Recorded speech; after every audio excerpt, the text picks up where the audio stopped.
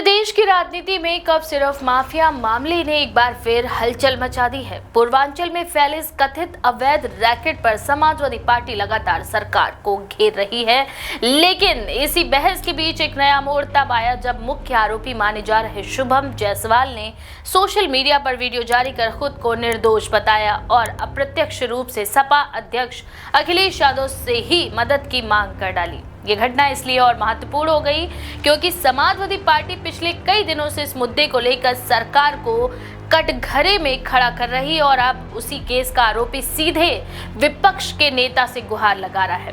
दरअसल वीडियो में शुभम जायसवाल ने आरोपों को सिरे से खारिज करते हुए कहा कि उनके खिलाफ चल रही कार्रवाई पूरी तरह गलत है। उसने ये भी कहा कि अखिलेश यादव ने भी इस मामले पर टिप्पणी की है, इसीलिए उनकी बात सुनी जानी चाहिए। साथ ही उसने ये दावा किया कि मामला राजनीतिक और प्रशासनिक स्तर पर गलत तरीके से पेश किया जा रहा है। आरोपी का ये वीडियो सामने आते ही राजनीतिक तापमान और भी बढ़ गया क्योंकि सपा नेताओं ने विधानसभा से लेकर संसद तक इस रैकेट को लेकर सरकार को घेरा था।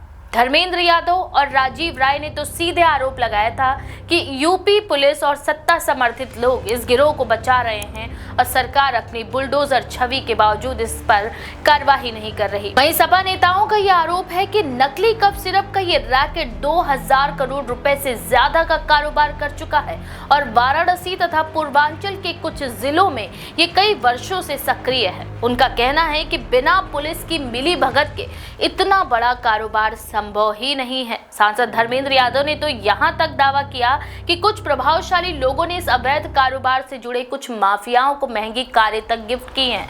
विपक्ष जिस मुद्दे को लेकर सरकार पर दबाव बना हुए था, उसी मुद्दे के मुख्य आरोपी की तरफ से मदद मांगने वाले वीडियो ने सभी को हैरान कर दिया। इसी बीच सपा बनाम सरकार की लड़ाई का दूसरा अध्याय मतदाता सूची पुनरीक्षण यानी SIR को लेकर सामने आया है। अखिलेश यादव ने बीते दिनों SIR को लेकर गंभीर आरोप लगाए थे। उन्होंने कहा कि बीजेपी और स्थानीय प्रशासन मिलकर वोटर लिस्ट से पिछड़ा, दलित और अल्पसंख्यक समाज के लोगों को बाहर करने की कोशिश कर रहे हैं। उनके अनुसार बूथ लेवल अधिकारियों पर असामान्य दबाव बनाया जा रहा है और सत्ताधारी दल के कार्यकर्ता परोक्ष रूप से इस कार्य में लगे हैं। अखिलेश के इस पोस्ट के तुरंत बाद यूपी के मुख्य निर्वाचन अधिकारी ने सोशल मीडिया पर ही बिंदुवार जवाब जारी किया है। आयोग ने बताया कि SIR का गन्ना प्रपत्र वितरण 99.89% और डिजिटाइजेशन 91.63% पूरा हो चुका है। आयोग ने यह भी कहा कि BLO की सहायता के लिए अतिरिक्त कर्मचारियों की तैनाती की गई है और किसी भी राजनीतिक दल को इसमें पिछले दरवाजे से शामिल होने की अनुमति नहीं है। साथ ही साथ आयोग ने यह भी स्पष्ट किया है कि राजनीतिक दलों से प्रत्येक बूथ पर बूथ लेवल एजेंट नियुक्त करने को कहा गया है ताकि प्रक्रिया की पारदर्शिता सुनिश्चित हो सके। ऐसे समय में जब सपा SIR के बहाने सरकार को घेर रही थी और कफ सिरप माफिया मामले को लेकर भी सवाल उठा रही थी, उसी दौरान आजम खान के परिवार के लिए एक बड़ा झटका सामने आया। रामपुर MP MLA कोर्ट ने उनके बेटे और पूर्व विधायक अब्दुल्ला आजम को 2 पासपोर्ट रखने के मामले में 7 साल की सजा सुनाई। ये मामला 2019 में बीजेपी विधायक आकाश सक्सेना की शिकायत पर दर्ज किया गया था। आरोप था कि अब्दुल्ला आजम ने अलग अलग दस्तावेजों का उपयोग कर 2 अलग पासपोर्ट बनवाए, जो पासपोर्ट कानून का गंभीर उल्लंघन है। सजा सुनाए जाने के बाद राजनीतिक बयानबाजी भी तेज हो गई और सपा ने इसे राजनीतिक प्रतिशोध बताया, जबकि बीजेपी नेताओं ने कहा कि कानून अपना काम कर रहा है। ये तीनों ही घटनाएं कब सिर्फ माफिया विवाद, SIR को लेकर उठे सवाल और अब्दुल्ला आजम की सजा यूपी की राजनीति में एक बड़ा राजनीतिक वातावरण तैयार करती दिख रही है।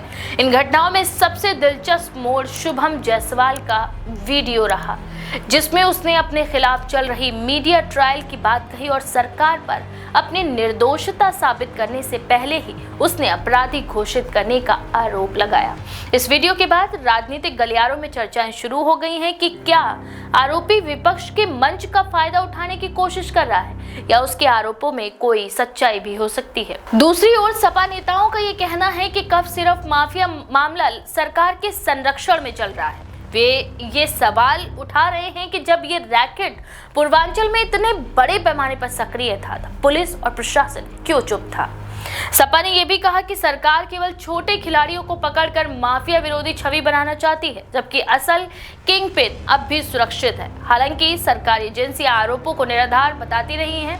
वहीं एसआईआर पर चुनाव आयोग की प्रतिक्रिया ने भी सपा की आलोचनाओं को चुनौती दी है। आयोग ने पारदर्शिता के दावों के साथ आंकड़े पेश किए हैं, लेकिन सपा इन्हें पर्याप्त नहीं मानती। सपा का ये कहना है कि जमीनी स्तर पर बीएलओ पर दबाव की शिकायतें अब भी लगातार आ रही हैं और आयोग केवल कागजी डेटा दिखा रहा है। इन तीनों मुद्दों का राजनीतिक असर 2026 के चुनावी माहौल पर पड़ना तय माना जा रहा है। कप सिरप मामले में आरोपी का सपा प्रमुख से मदद मांगना, चुनाव आयोग और विपक्ष के बीच टकराव का बढ़ना, साथ ही साथ आजम खान परिवार के खिलाफ लगातार कानूनी कार्यवाही, ये सभी घटनाएं प्रदेश की राजनीतिक बयानबाजी को और भी तीखा बना रही हैं। कुल मिलाकर यूपी की राजनीति इस समय कई परतों में उलझी हुई है। एक तरफ विपक्ष सरकार की विफलताओं को उजागर करने में लगा है, तो वहीं दूसरी तरफ सरकार और उसके संस्थान विपक्ष के आरोपों को खारिज कर रहे हैं। लेकिन इस पूरे घटनाक्रम में सबसे ध्यान खींचने वाली बात यह है कि जिस कप सिरप रैकेट को सपा बड़े माफिया नेटवर्क के रूप में पेश कर रही है, उसी मामले का मुख्य आरोपी अब सपा नेतृत्व से ही मदद के लिए पुकार रहा है। इनके राजनीतिक मायने आने वाले दिनों में भी और गहरे होंगे, क्योंकि ये मुद्दा अभी खत्म नहीं हुआ है, बल्कि लगातार नया मोड़ ले रहा है। तो इस मामले में आपका क्या विचार है? अपनी राय कमेंट सेक्शन में जरूर लिखें। ऐसी और भी खबरों के लिए देखते रहें द पेज 19।